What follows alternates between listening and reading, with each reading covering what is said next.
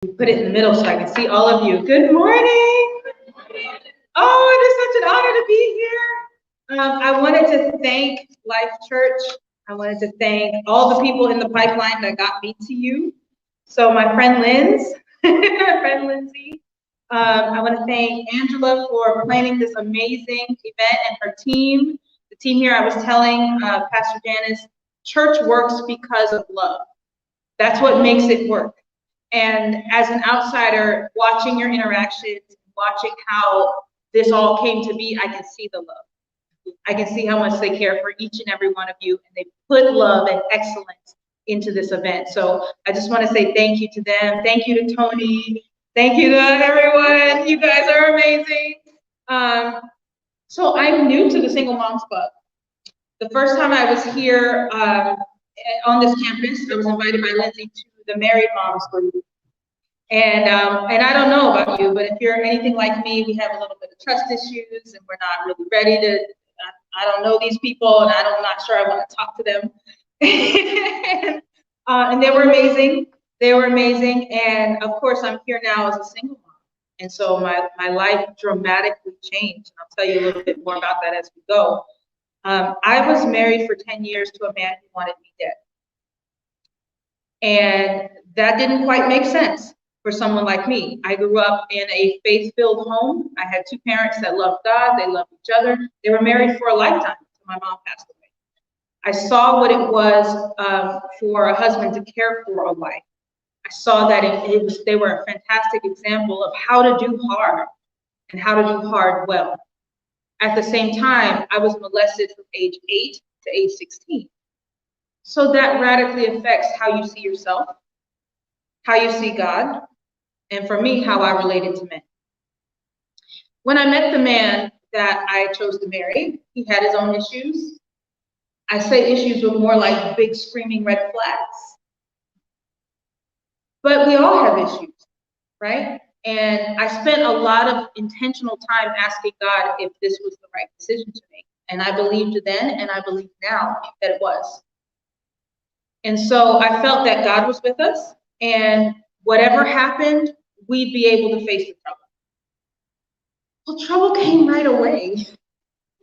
And it didn't really go away. It would kind of fade into the background and come back with a vengeance in some sort of crisis. And over the years, the crisis just got bigger and bigger and bigger. And I learned how to cope in what I call coping crisis. So I thought I was doing okay, right? I thought I was like, we had this giant blow up and then we didn't have big blow ups for like a week. We were doing good, right? But anyone who was watching saw that I was coping. And I was holding together a house of cards that were gonna blow up any minute. But I couldn't see any of that. And for some of us who are in those situations, we can't see that we're like barely hanging on. We don't know. Someone watching us would know. And then people would get a whiff of what I was dealing with and they go, you should leave.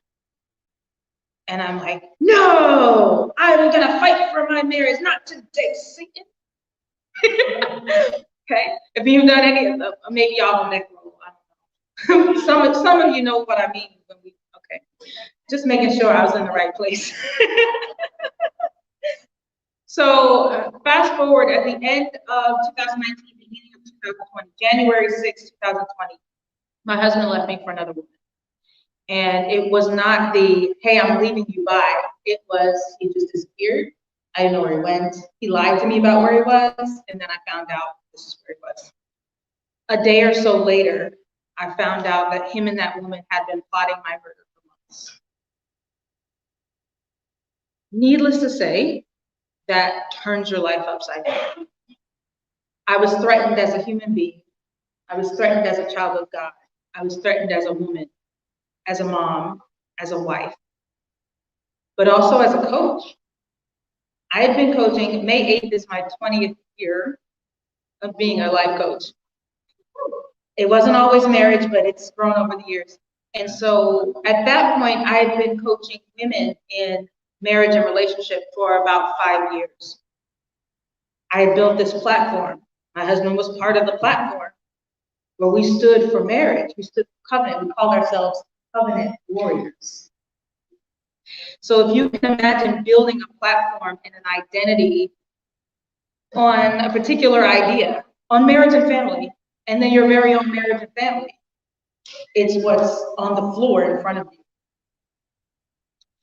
And I had a choice.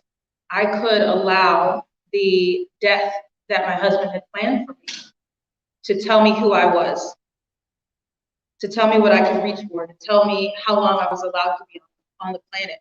And he's a spiritual man, okay? This isn't, I tell people don't understand, like, I'm not stupid, nor am I blind. He's a spiritual man, he's a prophetic man. And so there was a temptation to believe what he was saying was true. He believed God wanted me dead. And when he got with this chick, they were going to help God because God was taking too long. I could choose that identity that he had planned for me, or I could choose life. So the name of the book is I Choose Life. Rewrite your love story and change your legacy. Legacy was a big reason why I wanted to stay married. Because we know the statistics about broken homes, broken families, fatherless children. We know that it perpetuates. We know that they face all of these challenges. And in the Black community in particular, 73% of Black kids are born, they're born to a single mother. 73%. I was on a mission to do something about that. What I didn't know, and I'm continuing to learn, guys, this was like a year and a half ago. Not quite a year and a half. So I don't pretend that I have it all together. But what I've learned is that it's not as important, the structure. We think, and as religious people, we think if we get the rules right, we follow the rules, if we do what the people say we're supposed to do, it's gonna turn out the way they say it's supposed to turn out. And we hang on to a certain structure or a certain rule or a certain thing. And we can get very judgmental very quickly. And I had horrible judgment towards divorced women, particularly divorced Christian women. They took the easy way out, and they're lazy, and it's horrible judgment. Let me tell you, ladies, you become who you judge. Just want to let you know, do the heart check, because here we are. And I had to go back and repent to those women I didn't talk to about my judgment. And I said, I saw when you got divorced, and I'm so sorry. I just wanted to apologize because I judged you. And she's like, I know. Hold on. What you mean you know? Ladies, even if we don't say it, we say it. And when we don't say it, we say it. They know. And so this book has what you're looking for. If you've ever been exhausted in your life and you feel like there's no way out. If you've ever worked really hard to maintain a particular status quo, and you know in the back of your mind that it can blow up at any time, but you tell yourself that it's okay, you put on a brave girl face and you show up at church with a brave girl face, and your cliched answers. If trauma taught you how to love, when I talk about a love life, rewrite your love story, I'm not talking particularly about romance. I'm talking about how you learn to love and be loved. Trauma taught me how to love. We all have mentors in every area, whether we think we have mentors or not. We're learning, we're catching.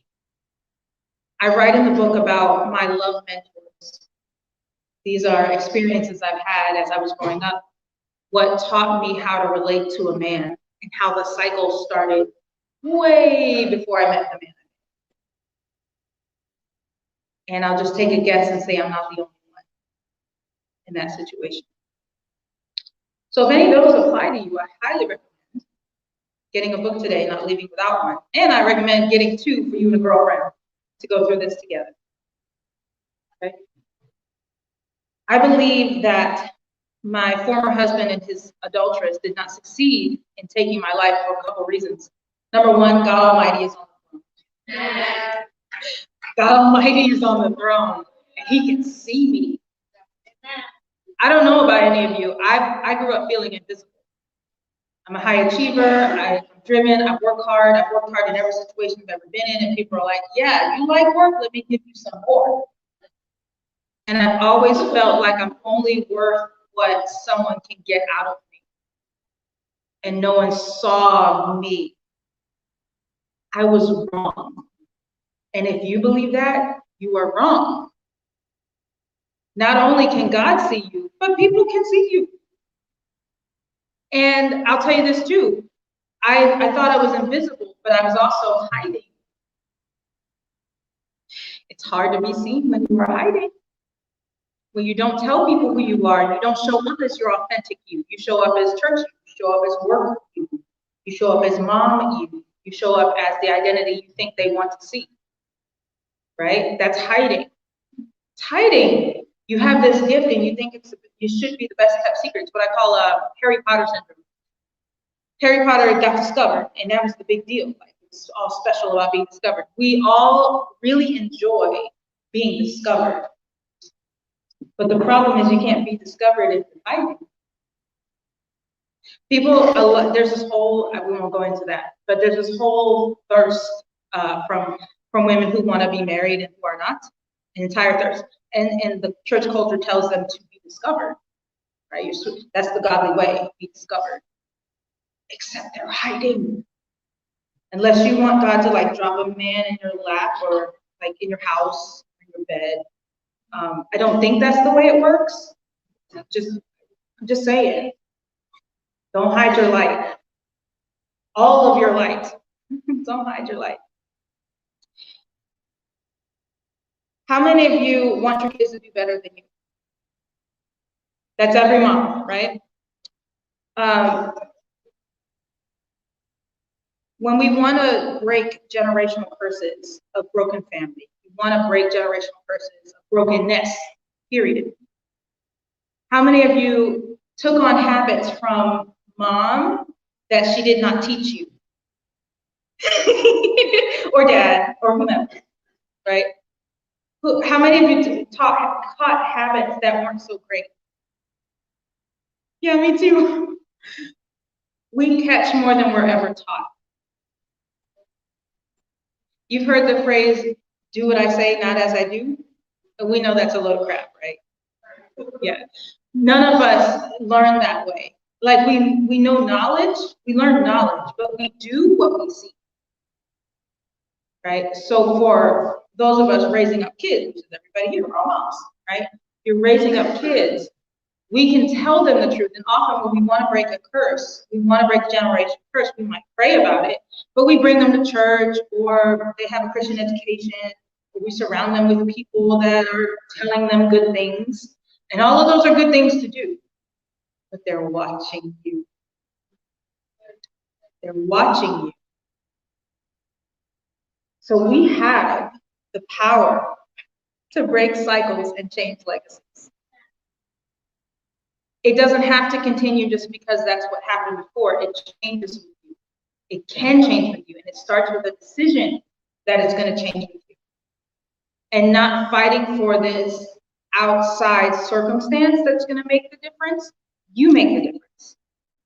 Your choice for life makes the difference. And I'll tell you, so something that I caught from my mom. My mom had cancer and a bunch of other terminal illnesses. She passed quite some time ago. But she used to keep broken jewelry in her house. She was a fashion lady, as my kids would call her. My kids, they didn't meet her, but they call fashion ladies. Barbies, they're fashion ladies. My kids are 8 and 9, so it's really, they have lots of fun things to say. But my mom was a fashion lady, and she had this large vanity, almost the span of her entire wall, with all this little trinkets and stuff. And do you remember caboodles? Yeah. My mom had a caboodle. And she had all the little stuff, all the jewelry and little bits of trinkets and little things in her caboodle. And she used to keep broken jewelry. So she was, if you remember, like fly women of the 80s, and they had like all these gold bracelets on, and they had like a ring on every finger. That was my mom, okay? Like 2 and 3 necklaces. She's Why, y'all? Okay. So something would break, and she loved it. It was a treasure. She'd keep all the little broken pieces. Eventually, for whenever, they'd get fixed one day, whenever. And eventually she had quite a bit of little broken trinkets. And I never said anything to her about that. It was just something I observed. And she'd keep them in a little cleaner, the little cleaner container for your jewelry. She'd keep them in a little container, and they never got fixed. But she wouldn't let them go. She'd keep them. And that was a habit that I caught. We never talked about it. There was never a deep conversation, nothing. Just something that I caught. So fast forward, when I was in my home with the toxic environment, I would keep little broken treasures. So if you know those cheap mini blinds in the walls, the cheap little white mini blinds, I had little kids. Little kids break cheap mini blinds. Thank you, moms. Thank you. You understand what I mean. Okay, so they would break them, and we didn't live in the best neighborhood.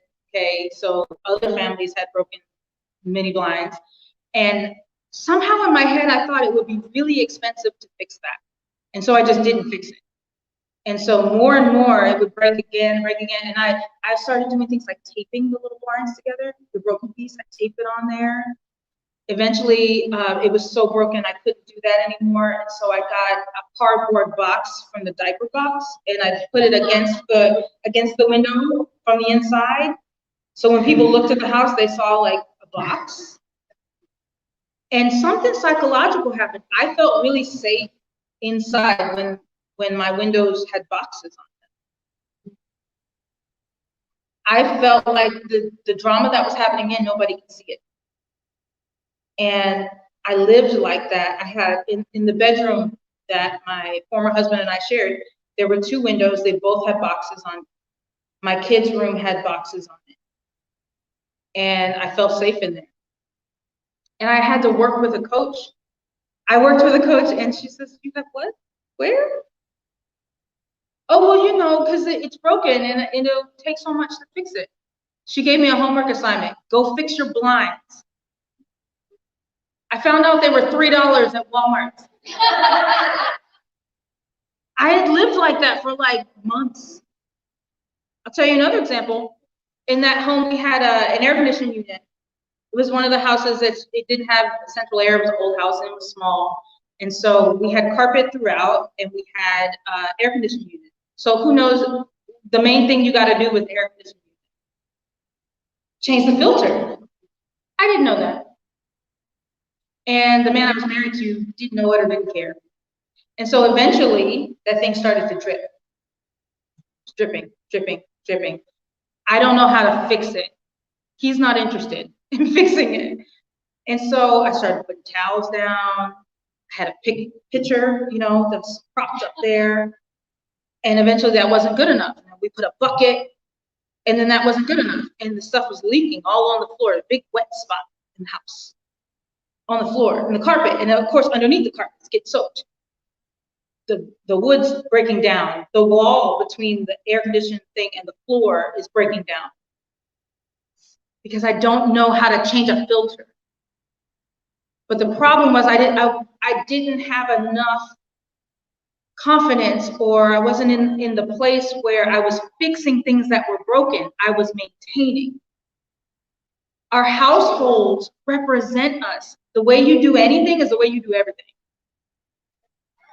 So I was maintaining in a lot of places, and those are really physical examples of, hey, what's wrong with you? Why aren't you fixing that thing? I was maintaining. I was doing everything I knew how to do to keep the drip from destroying things. And somebody, I forgot how I found out, he's a builder. You mean it was easy? What? There's so much of things that we spend a lot of time and energy maintaining that are easy fixes. They're easy fixes, but there's a mind shift that has to happen. In the middle of all that trial, my former husband was on the phone with me and my children. He was in a mental hospital, and he was saying, "Pray that I can come home. Pray that I can come home." And I started to do so. Something inside was different. And instead, I said, "God, I want him whole more than I want him home. So do whatever you gotta do so he can get healed. I want him healed more. I've dealt with this drama and trauma long enough. I don't know what it's gonna mean, but whatever it means, that's what I want. That's what choosing life is. It can really change everything you're holding on to. And if you're willing to be made whole, if you're willing to let go of what you think it needs to be, God can bring something beautiful. Amen. God can bring something beautiful. So, what do you do to change things? How does it work? It's not the job of the church, I promise. The school, activities, government, it's your job. I have an even harder truth for you. We talked about kids catching your habits, good and bad. If you want your kids, your family, your household to change, it starts with you. And it's not behavior modification. It's not, I'm gonna change this habit. Everybody's got 5 steps for you. There's a reason why all the steps haven't worked. Internal has to change. And that's not a miracle, that's not a 2-second thing, that is a walk. I just finished working with Desiree over here. And she told me before working with me, she was afraid to dream and was losing hope in herself. Her business was stuck, there was no opportunity anywhere, and her relationships were completely frustrating. Sound like any of us? Just a little? Okay. Since working together, she says now she's learned to trust herself. So powerful. Her relationship with God is more aligned in who he sees her to be. And there's opportunities everywhere. I'm so excited for her. We were just celebrating everything that she's done in all areas of her life. They're just growing and sprouting out of control. I'm so proud of her. She has the confidence now to take advantage of those relationships, of those opportunities. In her relationship, she's learned how to use her voice, which is major, and express herself and stand on her own 2 feet. I am super proud of her. So if you want results like that, and then, I don't know about you guys, there's a lot of women who feel like they don't have a choice. There's a lot. It's really, really common. With the men in their lives, sometimes with mothers in their lives, with authority figures or people, you feel like you don't have a choice. They tell you this is what you gotta do, you feel like you just gotta do it. Or their gentle expectation, unspoken expectation. You just feel like, I just gotta do the same. She learned how to use her voice, and her no is powerful, y'all. So if you want results like that, or anything in my story related to you, I highly recommend, number 1, sticking around for the breakout, because I have some more for you. I have steps to take you from trauma to transformation. So I have more for you, and I want to hear from you too, all right? And yes, so we can leave your information back at the table with me also, so we can talk about more opportunities to work together. We've got some really cool things in the works, some virtual stuff, so we can talk through this stuff. The difference between wanting something done and getting that thing done is accountability. And you can't do that by yourself. You can't do that hiding. You can't do that saying I want to and not taking any steps. So community makes sure you make the steps. And we're creating that community. So we're doing some online things, and also I'm preparing and planning a getaway called the Sanctuary at the beach, you and me, couple days, no babies, intense, sacred, intimate time. That's in the summer. Y'all make sure I have your information so we can talk about that. So I just want to say thank you so much. I'll go further into that, the stuff at the breakout. Appreciate your time today. Choose life.